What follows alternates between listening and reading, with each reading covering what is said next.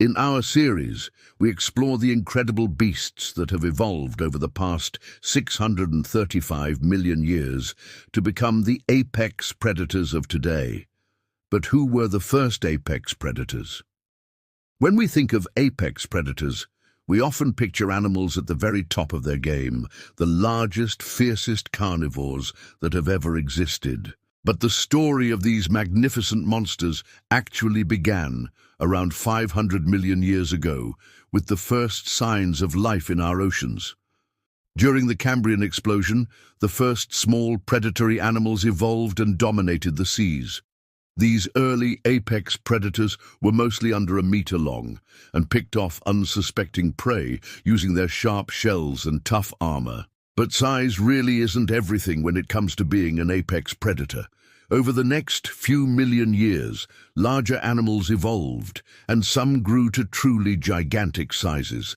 By the Devonian period, the seas were dominated by huge predatory fish like the Dunkleosteus, which could grow up to 6 meters long and weighed over 1,000 kilograms. With jaws like a crocodile and armor stronger than steel, it's no wonder that the Dunkleosteus was the apex predator of its time. But even giants like the Dunkleosteus had competition. The evolution of the first terrestrial animals gave new meaning to the phrase fight or flight. As animals began to crawl up on land, they also began to crawl after them. By the end of the Devonian, giant predatory insects like the Megalodon were soaring through the skies, snatching up anything that moved. Their enormous size and fierce jaws made them the apex predators of the air. And then came the Permian period, a time of great change and great creatures. This was the age of the Dimetrodon, a strange and wonderful beast that was perfectly adapted for life in the water and on land. With its distinctive sail-back fin, the Dimetrodon was a true apex predator, hunting down prey with ease. But the reign of the Dimetrodon didn't last forever.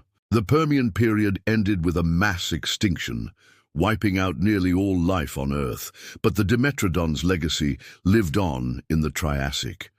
Its descendants would go on to become the largest animals on Earth, including the fearsome crocodile, the king of the dinosaurs. And so the story of the apex predator continued.